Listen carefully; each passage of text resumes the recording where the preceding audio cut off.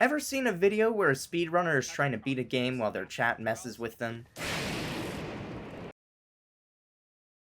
Well, now you can play it 100% in Minecraft. In this game, one person is picked to be the streamer, while the rest of the people in the game spectate and follow them.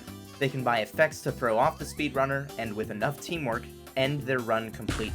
The runner gains double points while they're alive, and completing a run gains a number of followers equal to however many people are on the game when you win. This is just a show-off currency, but contributes to your status in the game's community. Welcome to Diamondfire, a server where you can code your own minigames. And chat versus streamer is one in thousands of community-made games. Recently, the server had a massive spike in new players. You see, there was a minigame that was getting really popular, so the owner, Flopsuh, decided to make some YouTube shorts about it. And needless to say, they attracted players. So, here we are. Mace Roulette is now a staple of Diamondfire. Flopsuh even bought his own private node with an in-game currency, which is so full that the game sometimes freezes and kicks half the players. Oh, here comes the kick. I predicted it.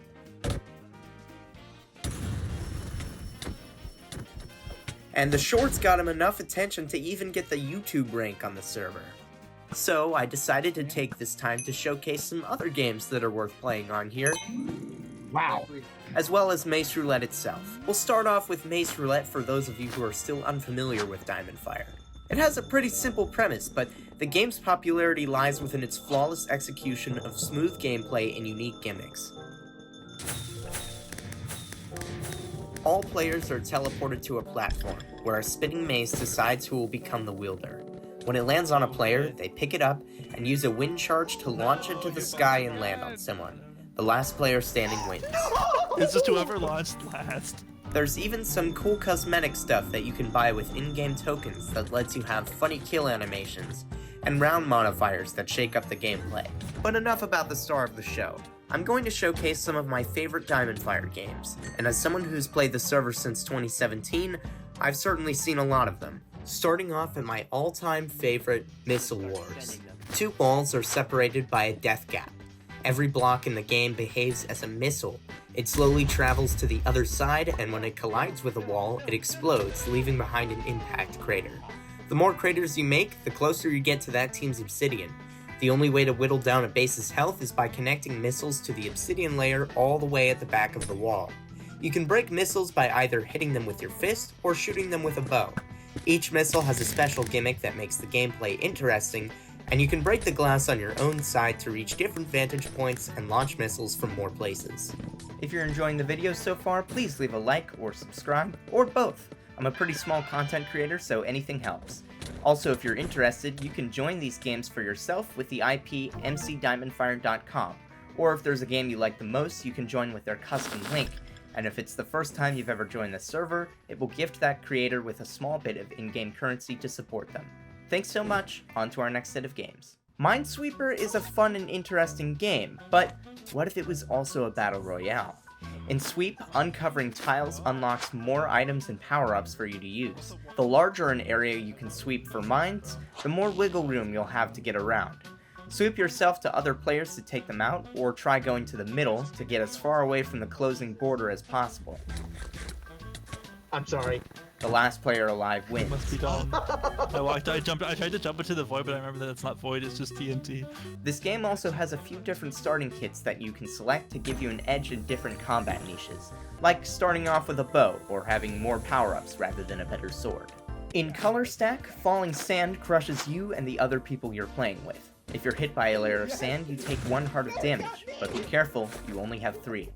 There are different kits that give you perks, like a double jump or a chance for platforms to not deal damage to you.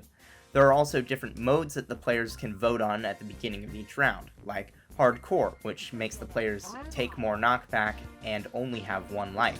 You guys are both gonna die. Alright.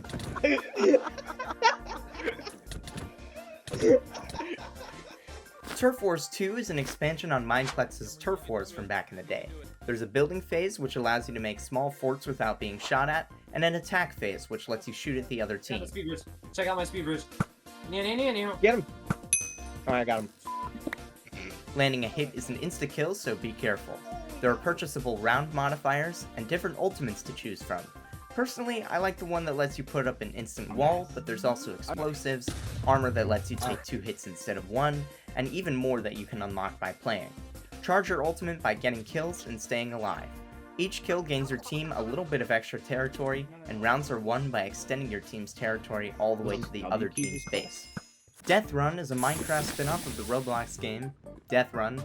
One player is picked to be the Death, while the other players are designated to be runners, who have to parkour their way through obstacles that the Death activates. If the Death kills them all, they win. If the runners make it to the end, they have before the clock runs out to kill the Death and take the win for themselves. There are tons of fun strategies that you can use to outsmart the Death, but I won't be revealing any of those here because I'll be using them against you when you join the server. Virus Royale 3 is a battle royale mode where you set the name and skin of your virus, and upon killing someone, convert them into your virus. So it's like PvP infection tag. The virus that eradicates the rest of them is ultimately the winner of the round. Loot is gained from barrels that appear across the small maps, and over time the loot gets better and better, discouraging camping. There are a few perks called mutations that your virus can have. Things like dealing 50% more damage when you're the last member of your team, or dealing more damage with axes or swords or bows. There are some other ones as well, and depending on the situation you're in, mutations can make or break a round. If I had a nickel for every Minesweeper spinoff that was on this list, I'd have 2 nickels. Which isn't a lot, but it's weird that it happened twice. It's cream. It's not cream. Creamsweeper is a spin-off of Minesweeper that makes the map infinite. You're encouraged to play with your friends and over time unlock gimmicky items that let you do things like leave text or reveal mines. There are also different biomes in the game, all named different ice cream flavors, hence the name of the game. The name is not influenced by any other cream, please do not make cream jokes in the comments. The different biomes make the game behave differently based on some game rules introduced by the Minesweeper Advent Calendar, like having up to 3 mines being able to generate on one tile, or having some tiles read different patterns than the traditional 1 radius square. Honestly, there's no real point to this game, it's just fun and therapeutic, and you can always return to your turf to see how far you've come. Murder Game is a take on the classic murder mystery genre, where one killer is picked to try and take out the rest of the people playing, who have to determine who the killer is and stop them before they win. Oh, no, it's Ace! The main difference here is the abundance of new classes. They're sort of like werewolf roles, except made to fit in a more PvP-focused setting, since you're playing a video game and not sitting at a table.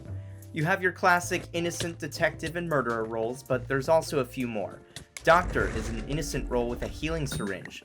Accomplice is a murderer-type role that is unaware of who the other murderers are. They have to make themselves known to you so that you can discern who to fight and who to follow. Finally, there's the Fiend role, a role that's on a team of its own. It wins by meeting a kill quota that is set roughly every 1.5 minutes. If you don't kill someone within the allotted time frame, your role is revealed to everyone, innocent and murderer alike. While you can still win after your role is revealed, chances are you'll end up dying. The Fiend wins by being alive when one team wins. If the traitors kill all the innocents but the Fiend is alive, the win is handed over to them instead.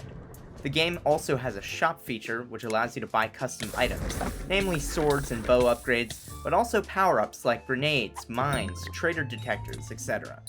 Different classes also have access to different items in the shop. Coins are limited. Traitors start with 2 and detectives start with 1. To get more coins to buy items with, you have to survive through the round, where they will slowly be added to your balance. Welcome to Woolen Sky II, a PvP game where you glide around a void map and try to rack up kills. The more kills you get, the more kits you unlock. You can only build with wool, making for an interesting looking map created solely by the players. Sometimes people team up to make builds together, and sometimes the map is just utter chaos, littered with the remnants of battles past. I think you'll find it interesting to know that I actually made this game, along with my friend Tobot, who contributed by helping me optimize code, and made a Noida-based kit where you gather up different blocks to convert them into potions. There's also a mace kit, a firework crossbow kit, a fire aspect sword kit, a speed kit, a lytra kit, and more, with plans to introduce varying kill streaks and in-game events on the horizon. That's all for this video. If you find any other fun games in your time playing Diamond Fire, please do feel free to leave a comment suggesting which ones. If this video gets enough support, who knows, maybe I'll make another one like it. We have a Discord server you can join that allows you to leave comments and suggestions on our games, along with letting you into exclusive beta testing environments for some of our larger upcoming projects. Anyways, hope to see you in the next video. Peace out.